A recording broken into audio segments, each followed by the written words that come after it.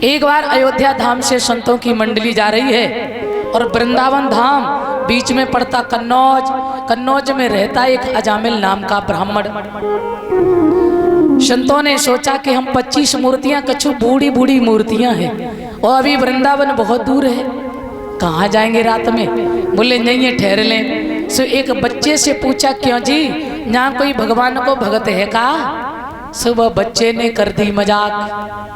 अच्छा, पहले अजामिल सच्चा ब्राह्मण था, बड़ा अच्छा भक्त था, ये बात सत्य है, अच्छा भजन करते थे, लेकिन कहते हैं एक संगति के कारण दुर्बुद्धि हो गई, वेश्या की संगति की, और वेश्या की संगति के कारण इनकी बुद्धि बदल गई।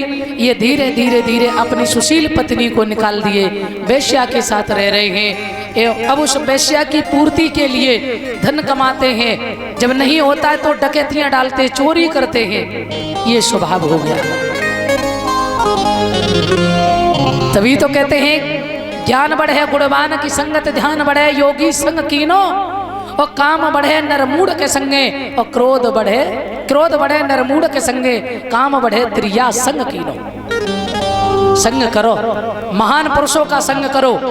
एक महाभारत में मदालसा नाम की नारी थी, उसके जो भी बेटा पैदा होते थे वो केवल एक ही शिक्षा देती थी, पैदा होते ही, बेटा आप तो चिन्मय आत्मा हो, नित्य शुद्ध मुक्त हो, तुम शरीर नहीं हो, तुम तो एक ईश्वर का अंश आत्मा हो, चेतन।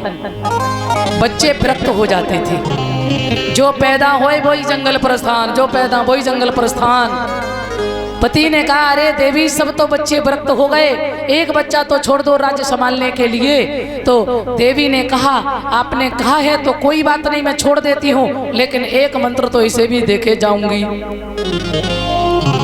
एक ताबीज बनाया और ताबीज में उन्होंने लिख दिया कि संग सदा संतों का करना, महान पुरुषों का करना, और कुसंगत कभी किसी की मत करना। संगति आपको सद्बुद्धि देगी, संतों का समागम आपको परमात्मा से मिलाएगा, और महान पुरुषों की संगति मुक्ति का द्वार बताती है। इसलिए महान पुरुषों की संगत करना। और जीवन में जब तुम्हारा मन ज्यादा परेशान हो, जब मन में ज्यादा दुविधा पैदा हो, तब ये हमारा ताबीज खोल करके पढ़ लेना। ताबीज बांध करके माता पिता दोनों विरक्त हो गए, चले गए। बेटा राजपाट संभालता रहा, एक दिन मन ज्यादा ही अशांत हुआ तो माँ की बात याद आ गई। अरे वो ताबीज खोला और उस ताबीज में जब पढ़ा है कि बेटा महान पुरुषों की संगत करना, कुसंगत कभी मत करना, तो उस बेटा ने एक छोटे से मंत्र ने उसका जीवन बदल दिया।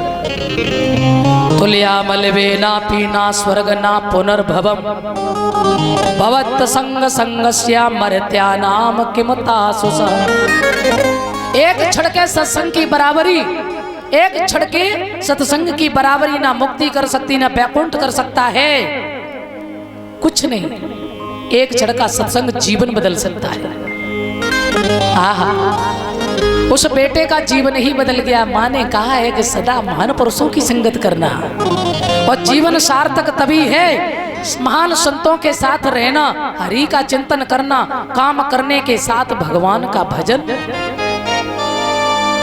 ऐसा जीवन बदला, सारा राजपाट छोड़ दिया और चले गए जंगल में भजन करने, है ना। तो मेरे सज्जनों, संगत का बड़ा असर होता है। आ जाइए, अजामिल की संगति ऐसी हो गई। अब संत लोग पहुंचे अजामिल के दरवाजे। बेटी, अजामिल भक्त है क्या? तो उस वेश्या निकल के आई।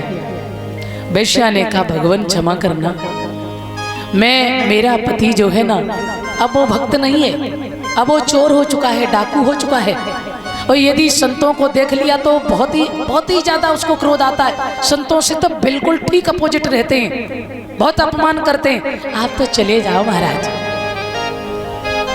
संत भोले भंडारी बेचारे चलने लगे, पर उस बेटी को, उस वेश्या के अंदर उसकी माँ के संस्कार थे। मेरी माँ कहती थी बेटी संतों से कभी झूठ मत बोलना, संतों का कभी निरादर मत करना। आज उस बेटी को बात याद आ गई तो संतों को बुलाया और कहा महाराज ठहर जाओ जरा। कहे अरे आप 25 मूर्तियां, बूढ़ी मूर्तियां, रात में कहाँ जाएंगे? अरे मैं पका हुआ भोजन नहीं दे सकते, उसमें दोष है। लेकिन कच्चे आटा दाल में कोई दोष नहीं है, आप तो यहीं ठहर जाओ। कच्चा आटा डाल दिया, यहीं बनाओ और पाओ। संतों ने भोजन बनाया, ठाकुर जी का भोग लगाया, प्रसाद पाया और सुबह ब्रह्म मुहूर्त में 4 बजे काली पट्टी लगाकर अजामिल जी आ गए। हाँ, और जैसे संतों को देखा, खबरदार, किसने कहा था यहाँ ठहरने के लिए? तो संत होते हैं बेचारे, भोले भाले, कुछ नहीं बोले। और जैसे ही अपमान करने लगा तो अंदर से पत्नी आई, एक लफ्ज भी आगे नहीं, खबरदार, हमने रोका है, कहिए।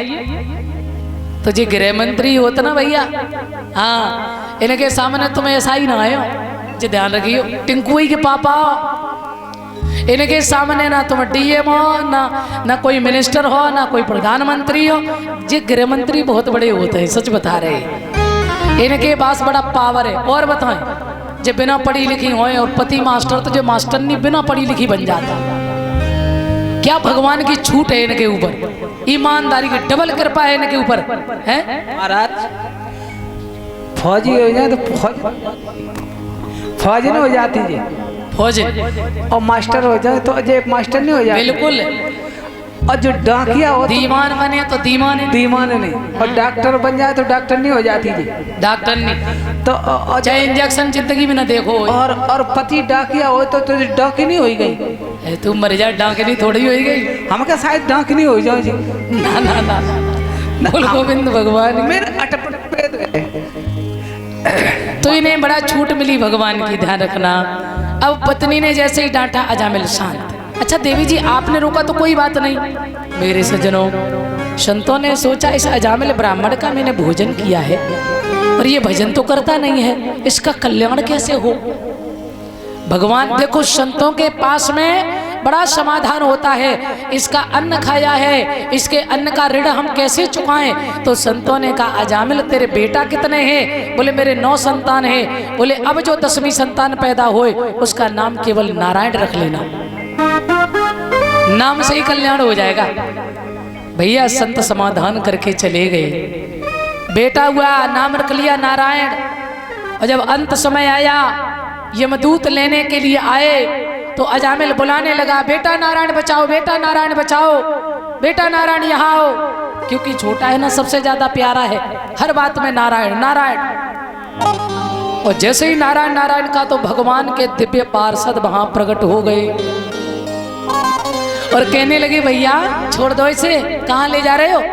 हैं? अरे ये कौन है पता है? भगवान का नाम जप कर रहा है, इसे तुम यमपुरी नहीं ले जा सकते हो। देखो नाम में कितना पावर है, मन से ले चाहे बिना मन से ले, बोले यमपुरी नहीं ले जा सकते हो। तो भगवान के पार्षदों ने जब कहा तो यमदूत कहने लगे कि अरे ये उन भगवान का नाम नहीं ले रहा है, ये तो अपने बेटे का नाम ले रहा है नारायण। बोले कुछ भी सही, कैसे भी सही, पर नाम तो भगवान का ही है ना। तो कहते हैं गरुणाम च लघु नाम च गरुण च लघुन च, छोटे से छोटा पाप, बड़े से बड़ा पाप, भगवान के नाम में वो सामर्थ्य है कि भगवान के नाम के आगे कोई पाप नहीं ठहरता है। जो तीनों तापों को, पापों को नष्ट करने वाला है, ताप त्रय विनाशाय श्री कृष्णाय वयम नमः। तो मेरे सज्जनों, आज नाम से ही केवल कल्याण हुआ। चक्र को चलैया चक्रधारी नहीं पहुंच पायो, और तोले चक्र छूट जाए गज को उबारो है। रागे कहित माँ को शब्द नहीं निकल पायो, और तोले गिरा को बदन धरी चीर के उतारो है। नाम के जपत ही विपत्ति को विनाश कियो, और नाम ही कल्याण एक, नाम ही को सारो है। हरिदास नाम जप तू और राम ही को ध्यान धर, और यही उपदेश श्री गुरुदेव ने उचारो है। नाम आहा अमंगल दूर कर देता है। यदि भगवान के जीवन में भी कोई आपत्ति आ जाए, भगवान पर भी कोई संकट आ जाए, तो कहते राम से बड़ा क्या है, राम का नाम। भगवान से बड़ा क्या, भगवान का नाम। यदि भगवान का भी कोई अमंगल होता है तो भगवान के नाम से ही झाड़ू लगाओ, तो भगवान का भी अमंगल। नाम की महिमा है, नाम की। बोल गोविंद भगवान की।